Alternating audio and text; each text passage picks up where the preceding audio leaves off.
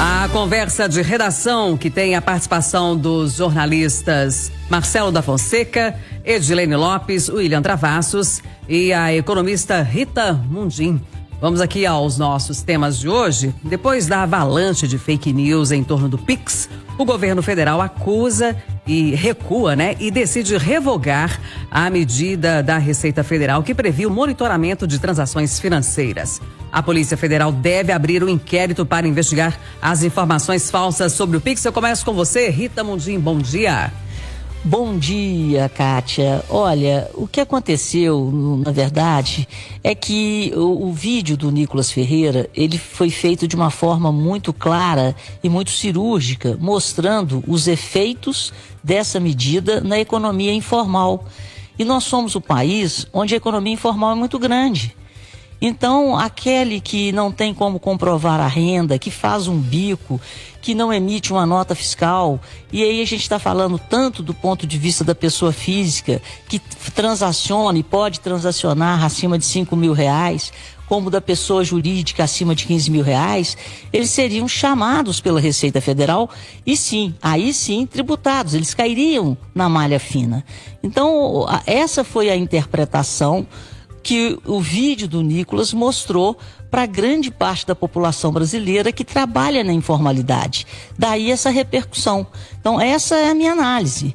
E houve também, como eu mesma fiz um comentário aqui, uma falta de sensibilidade ao momento. Então, nesse momento de tanto questionamento, de tanta polêmica, por exemplo, os bancos, eles já cobram Pix da pessoa jurídica desde que o Pix foi lançado, há muito tempo. Mas geralmente essa cobrança era feita na emissão do Pix. E a partir do início do ano, a Caixa, que é um grande banco e o controle da União, passou a cobrar o Pix no recebimento, aliás, passou a cobrar uma taxa, são tarifas bancárias, no recebimento do Pix. Então isso causou, dentro das pessoas jurídicas formais, uma revolta também. Então foi muita confusão. Então, assim, eu até no comentário, eu disse que é falta de percepção em relação ao momento, confusão. Então é crise de comunicação mesmo. Inclusive, como foi feito no anúncio do pacote. O pacote de corte de gastos, o governo ele foi demorando e foi criando aquela expectativa em cima do pacote. Quando ele solta um pacote de corte de gastos, ele solta junto com o pacote de corte de gastos uma medida de renúncia de receita, que foi a possibilidade de isentar o imposto de renda para quem ganhasse até R$5.000. Então é muita confusão na informação. Trocaram o comando aí, vamos ver se o marqueteiro consegue fazer mágica. Marcelo da Fonseca, bom dia. Durante a onda de notícias falsas envolvendo a transação via Pix, teve até queda, nas transações, uma queda de 11%, segundo o Banco Central, a maior desde o lançamento do serviço em novembro de 2020. E a gente lembra que o Pix é usado por 76% da população. E lembrou um pouco aquele fenômeno na época da vacina contra a Covid-19, quando as pessoas começaram a lançar dúvidas sobre qual que era o real efeito da vacina, inclusive que haveria a possibilidade de implantação de chip nas pessoas. Então o monitoramento foi interpretado também dessa maneira, o monitoramento anunciado pela Receita Federal, de que as pessoas seriam monitoradas até na sua vida pessoal mesmo. Bom dia, Kátia, bom dia, amigos do Conversa, bom dia a todos os ouvintes.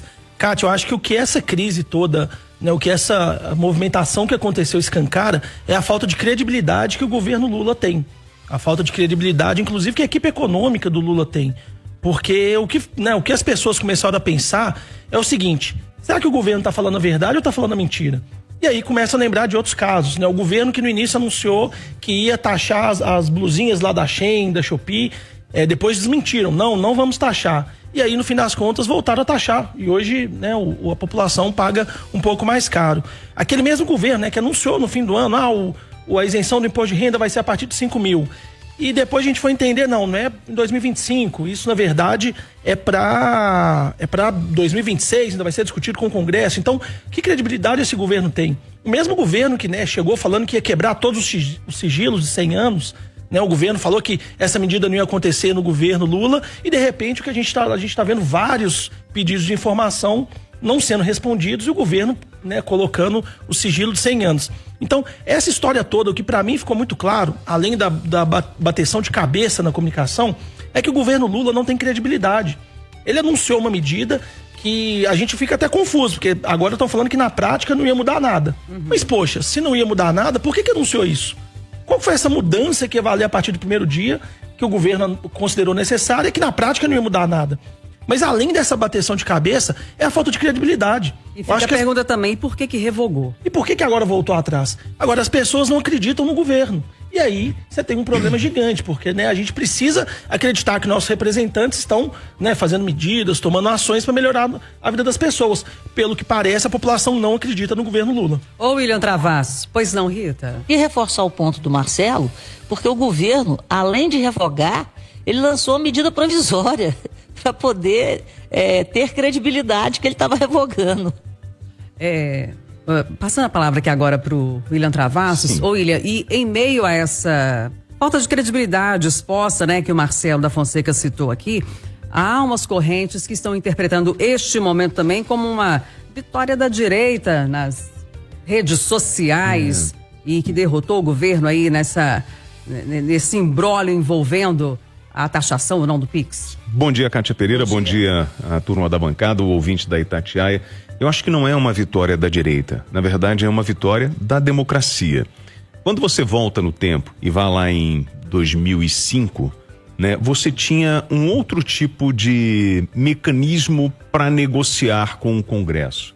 Você tinha, por exemplo, o mensalão, que foi um grande escândalo em 2005, que era a compra de votos, né? E você tinha uma oposição talvez não tão ferrenha. Hoje, com o evento das redes sociais, com essa oposição mais clara a um governo, você tem a democracia. Tem gente que vai falar assim, olha, não é assim. E essa comunicação que hoje a oposição tem é muito forte. Você citou aí, né, a Edilene mais cedo citou as visualizações do vídeo do Nicolas. Para o bem ou para o mal, hoje a gente consegue ouvir a oposição. Você tem aí nomes como o Nicolas Ferreira, o delegado Palumba em São Paulo, o ex-presidente Jair Bolsonaro, o Eduardo Bolsonaro, a turma que critica o governo e exerce o seu poder dentro de uma democracia. E isso é bom para todo mundo. Agora, essa falta de credibilidade do governo, essa insegurança é muito relacionada à preocupação de 2026, porque a aprovação do governo é ruim, porque o governo não consegue se acertar, talvez porque não tenha mais os mecanismos que nós tínhamos, né? E nós não tínhamos todos aqueles cordeiros para manipular. Hoje você tem oposição e tá tudo bem, gente. Isso é democracia, o importante é a gente discutir. E se tem fake news, as pessoas serão responsabilizadas, mas hoje a gente consegue ouvir a oposição, talvez em função da democratização desse meio digital. Gente, passar a palavra para a Edilene aqui, Marcelo também ainda quer fazer uma abordagem, mas é só para a gente deixar claro aqui que a gente fez muitas apurações no decorrer do dia de ontem, né? Principalmente a nossa equipe do portal itatiaia.com.br e, como a Rita também já citou, desde 2020 os bancos já poderiam fazer a cobrança no caso de pessoas jurídicas. A Caixa Econômica Federal passou a fazer só em setembro do ano passado, mas pessoas físicas e microempreendedores individuais continuariam livres e continuam, né? Porque agora foi revogada, continuariam livres de qualquer taxação por parte do Pix. Você quer falar, Marcelo? Esse aumento essa cobrança da Caixa, ela mostra mais uma bateção de cabeça do governo Lula. Porque em junho de 2023, né, quando a Caixa anunciou que ia voltar, ia ter a taxação do Pix, o governo correu para falar que não. O ministro da Casa Civil, Rui Costa, ele deu uma entrevista falando, olha, a Caixa não vai taxar o Pix, nem de pessoa jurídica. E aí, passa um ano, começa a taxar a pessoa jurídica também. Então, é realmente impressionante. Eu acho que o vídeo do Nicolas, por que eu acho que ele bombou tanto, ele ganhou essa repercussão toda? Porque o deputado conseguiu colocar toda essa angústia das pessoas com o governo em um vídeo curto, né, mostrando como que as incoerências do governo ficam claras e incomodam a população. Ele conseguiu traduzir isso num vídeo e aí realmente afetou, né? O vídeo do Nicolas derrubou a medida do governo federal. Ele conseguiu falar com o público do Lula também. E isso trouxe um desconforto para o governo. Oi, Edilene, bom dia para você mais uma vez. E os bastidores dessa revogação, Edilene, você já trouxe alguma coisa hoje na coluna Em Cima do Fato? E há também uma avaliação de que o governo demorou demais para tentar esclarecer o que realmente pretendia a Receita Federal, né? Exatamente, Cátia. O governo demorou a esclarecer porque, de fato, é difícil de esclarecer. Desde o início, o governo vem falando que não haveria taxação do Pix, e de fato não há. Mas essa medida de aumentar a fiscalização, conforme nós já dissemos aqui, trouxemos isso na segunda-feira na coluna Em Cima do Fato, e foi isso que o Nicolas trouxe no vídeo dele ontem também, e que o Flávio Bolsonaro tentou trazer no domingo, é o seguinte: no final das contas, com maior rastreamento das transferências de Pix, o governo poderia aferir melhor a renda do cidadão brasileiro, e com isso, pessoas que porventura estariam sonegando impostos poderiam cair na malha fina, e o governo ia aumentar a arrecadação. Isso poderia ser visto como uma medida compensatória para outra medida já anunciada pelo governo, que é aumentar a isenção, a faixa de isenção do imposto de renda, que hoje pega quem ganha até R$3.000 por mês. E a partir de 2026, uma promessa de campanha de Lula deve ser até R$5.000, mas em compensação, quando aumenta a fiscalização, aumenta também a chance, a possibilidade de pegar aqueles que porventura estariam sonegando. A oposição pegou esse gancho e o Nicolas fez um vídeo muito preciso que acabou provocando a derrubada dessa medida por parte do governo. Essa foi uma decisão de comunicação. Fernando Haddad se reuniu com Sidônio Palmeira e com as lideranças do governo federal, inclusive o próprio presidente Lula, e a decisão foi de derrubar essa medida, revogar, porque estava difícil mostrar que o governo não queria aumentar a arrecadação. É certo que não tem taxação de Pix? É importante dizer isso é certo. Quem falou que tinha taxação está mentindo. Agora é difícil, por exemplo, pegar uma mentira no vídeo do Nicolas Ferreira, que é o que o Guilherme Boulos está tentando fazer, está processando o Nicolas por fake news, porque o vídeo do Nicolas, embora ele fala que hoje não há taxação, mas futuramente pode haver, ele fala que, assim, resumindo, porque ele não usa essa palavra, mas que o governo estaria querendo pegar, perseguindo aquelas pessoas que hoje estão na informalidade, que seriam tratados como grandes sonegadores. Esse tipo de informação é difícil o governo dizer que o Nicolas cometeu uma fake news. O governo tentou essa frente de criminalizar quem estava fazendo vídeos que porventura deturpassem a informação, mas no fim das contas teve mesmo foi que desistir. E trocou recentemente de ministro da Secretaria de Comunicação, agora Sidônio Palmeira, foi essencial nessa tomada de decisão. Enquanto ele administrava essa grande crise de comunicação do governo, o ministro Paulo Pimenta, que é o ex-chefe da pasta, postou uma foto com um drink na beira da piscina, ou seja, deixa que eu fui substituído, deixa essa confusão na mão do Sidônio Palmeira. E mais um ponto que é importante, provou qual é o papel de uma oposição. De fato, Nicolas Ferreira conseguiu fazer com que o governo desistisse. O papel de uma oposição na democracia é essa: quando há algo que eles não concordam, é preciso fazer esse enfrentamento público. E um outro ponto que é muito importante, Flávio Bolsonaro tentou fazer o que Nicolas fez antes dele no final de semana e não conseguiu. Isso mostra o engajamento do deputado federal mineiro dentro da direita e também para além da direita brasileira. Uma força que o clã Bolsonaro não teve, ele teve, e o próprio Bolsonaro, depois da medida ontem, postou um vídeo que hoje tem 500 mil visualizações, enquanto o vídeo do Nicolas Ferreira ultrapassou 200 milhões de visualizações. Pois é, agora... Pois não? O governo menosprezou a força da informalidade no Brasil. E a informalidade no Brasil, ela é grande porque a taxação é absurda. Então, esse é o problema estrutural. A taxação é absurda e as pessoas fazem um por fora. Isso iria pegar o por fora e você ia ter que prestar conta da receita daquilo que você não consegue mais pagar imposto. Então, houve um desrespeito, assim, digamos assim, ao excesso de taxação que o próprio governo pratica e ao tamanho da informalidade no Brasil, que é necessária pelo excesso de taxação. E o Nicolas foi cirúrgico. Parabéns, Nicolas Ferreira. Só que aí tem um probleminha, Rita, porque a gente não pode compactuar com sonegação de imposto. Não é isso. Não sim, é isso. Mas aí a gente tem que entender que nós vivemos numa democracia que a sociedade tem um custo. O que o governo tem que pensar em diminuir, aumentar a base e diminuir a taxação. Chega, nós estamos no limite. E aí, esse é o problema do Brasil, nós temos que resolver isso. E por que o governo não faz? Porque quer gastar mais. Então assim... Não, porque gasta mal. E gasta mal. Quer gastar mal.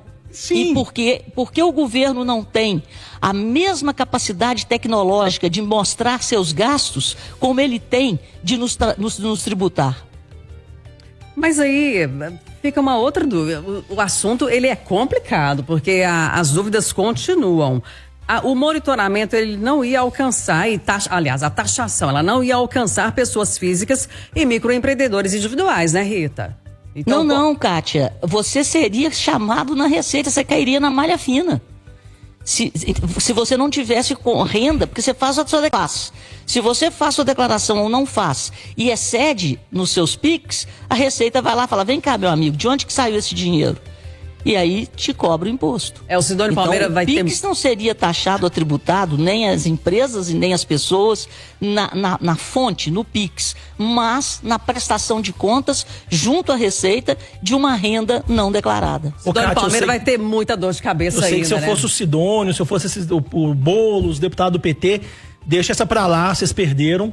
Não vai caçar confusão de falar que o Nicolas está falando fake news, processar, porque quanto mais mexer, mais vai ficar pior pro governo. Aí, Edilene, fica muito simbólica essa imagem aí do Paulo Pimenta brindando, né? Tomando um drink na beira da piscina, Edilene.